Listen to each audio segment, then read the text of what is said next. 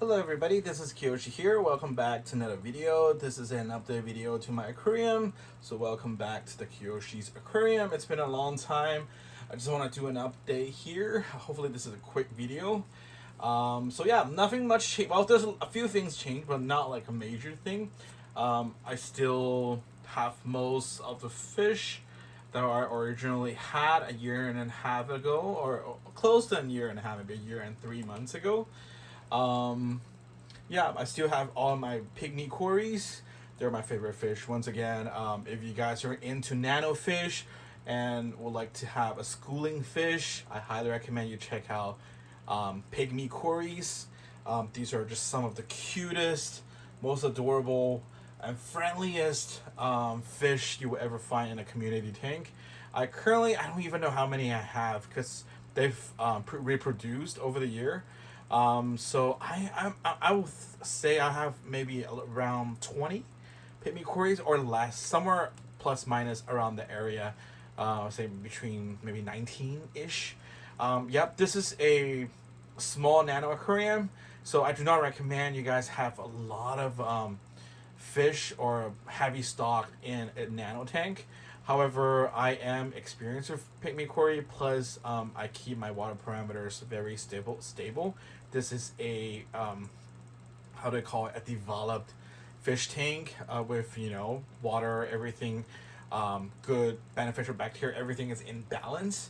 So if you have a new tank, definitely never do something like this. Or even if you have an aged tank, just make sure you watch out on the water parameters, the temperature, and all those fluctuations, just to make sure, yeah, your fish it's not in stress.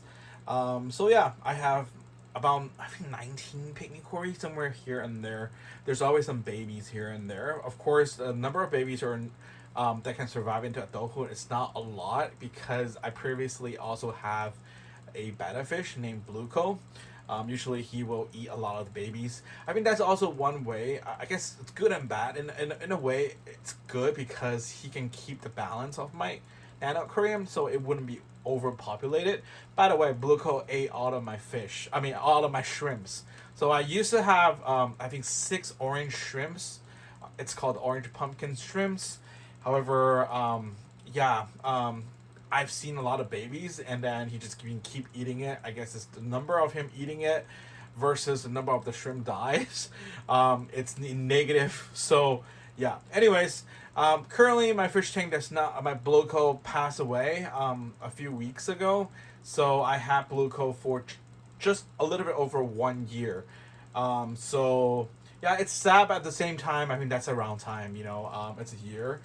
He lived a happy life with this, canal, this little bridge. He gets enjoy. Oh yeah, Blueco loves to explore. If you have betta fish or you want to get betta fish, be creative with your aquariums.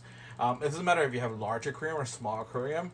Just be creative because I noticed betta fish are very intelligent. Like in terms of fish wise, like pygmy quarries are totally dumb, but betta fish they're adventurous. The moment Blueco entered my fish tank, the day that I got him, he was able to discover this little tunnel and started investigating and exploring. And he got both, sometimes he will swim over to the smaller, I call it shallow, that tank over there, the smaller tank. He will enjoy, a good evening over there. If he wants company, he will swim back, to greet the pygmy quarries. I only feed my fish on the main tank to your right. I never feed anything to the left because it's a smaller tank. It's a shallow, 1 gallon tank. So I do not want to messed up on the cleaners, parameters, whatever, because it's just a lot harder to clean that tank versus the larger tank. I have plants in there. Majority of plants still exist since day one. There were the Japanese. I forgot the name of those. The Japanese clover plant. Those melted down, died on me. It's not. It's partially my fault because of the lighting. I have been muting on the light for the past, I would say, at least 4 months. For the past 4 months, I have not been using any lighting on this aquarium ever since I decided to remove the lid on my main tank. I couldn't. I just didn't want to spend money, and or I didn't have any time to do DIY on the lighting, so I couldn't find a light that fits on top of it.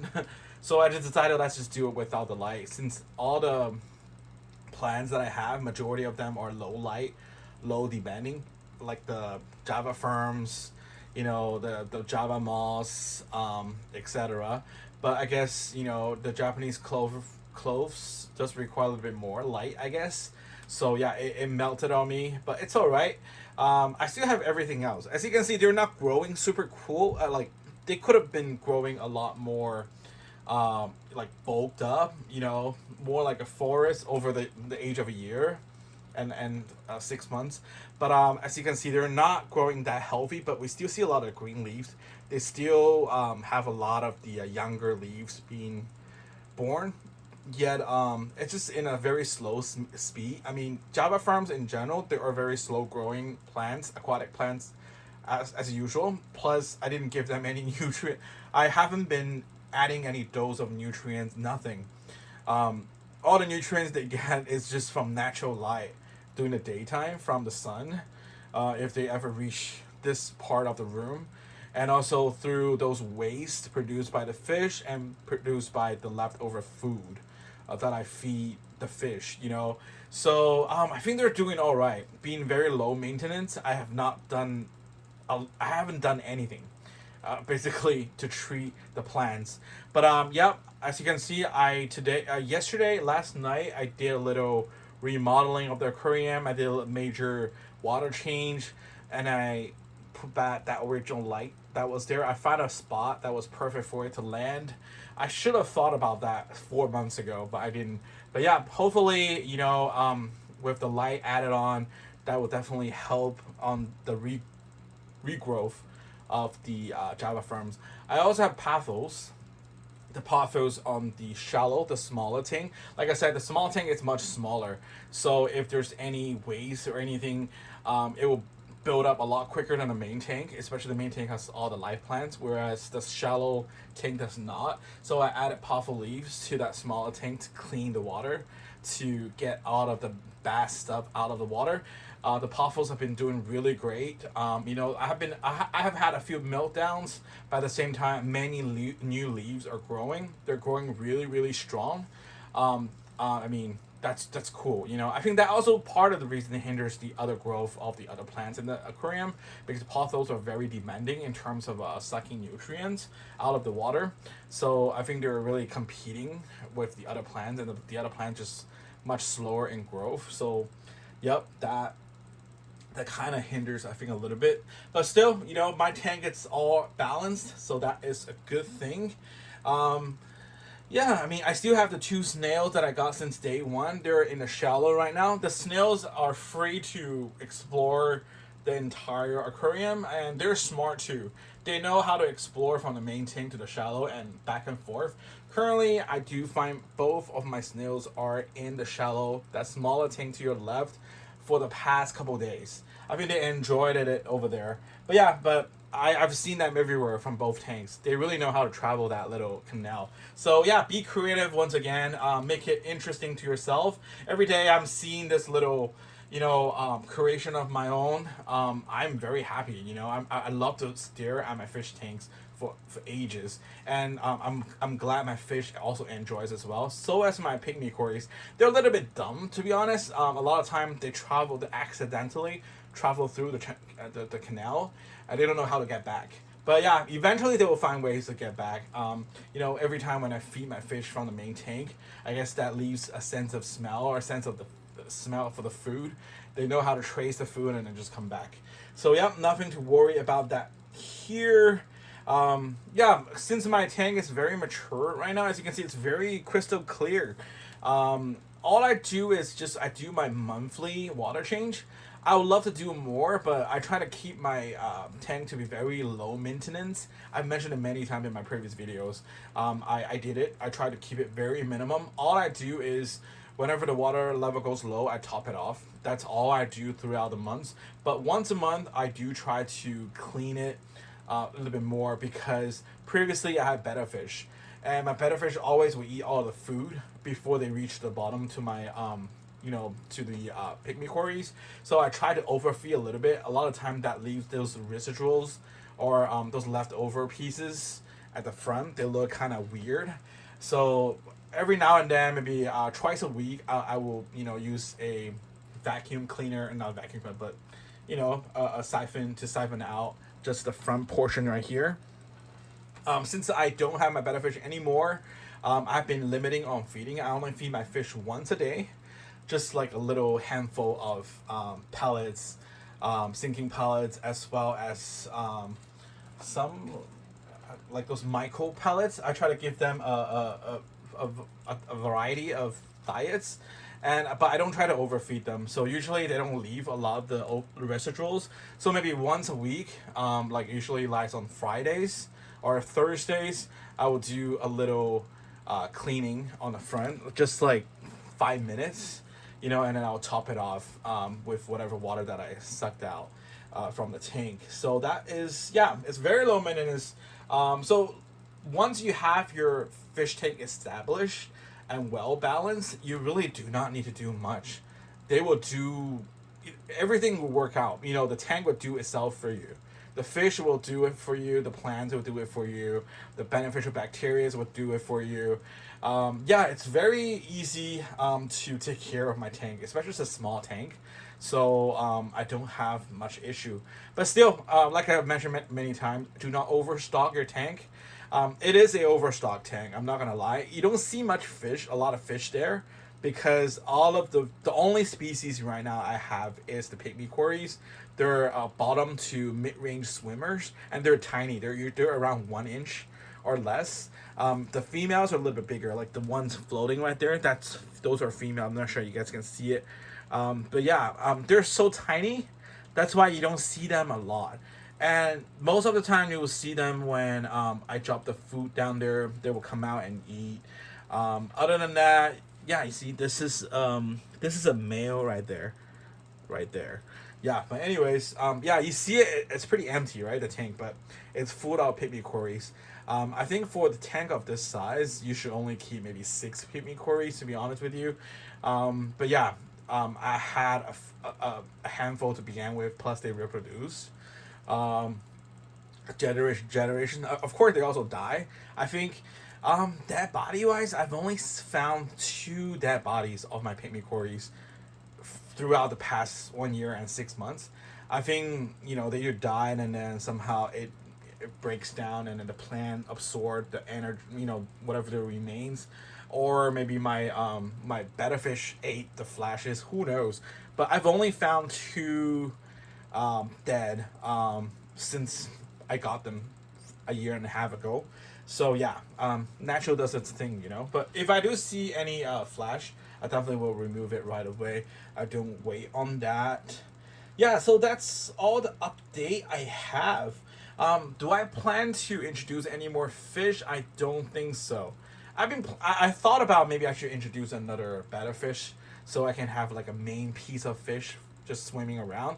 But once again, since I removed the lid to the aquarium to make it topless, like lidless, I'm not comfortable getting a betta fish.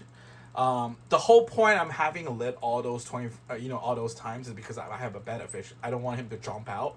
But ever since my betta fish died, I removed the lid. I like the way it looks now.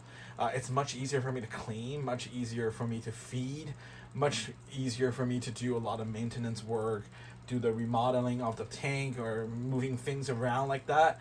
I want to keep it this way, and I definitely do not want any fish that are jumpers. I definitely do not want any top swimming fish. Those are just dangerous. I don't want them to just jump out. So I am happy the way it is. In terms of algae problems, like I said, for the past 4 months, I have not had any lightings at all. So as you can see, there might still be a little bit a little bit algae, but not a lot. Very, very tiny bit of algae, maybe growing towards part of the glasses. But I do have 2 near-eye snails, which they do a great job on cleaning. I for the past 4 months or longer, I have not used anything to clean my aquarium at all. The glass. because it's pretty clean. I mean, if you look closer, there are those algae, like algae from here, algae's a little bit over there. But yeah, I just let it there because it isn't that bad. The snails will do the work. Um, People have been asking me, like my friends, my family, if I am going to introduce autosynclists. Because autocats are very popular in terms of cleaning algae, and they're peaceful. But my tank is too small for autosynclists. I think autosynclists it's also one of those quarry. I'm not sure if they're considered corridors, but they like to live in large groups. I know some tanks they can get away with just one or two, but yeah, my tank at this current stage, first is too small. Second, there really isn't a lot of food for autosynclists to grab on. They're not gonna live a healthy life in this particular tank.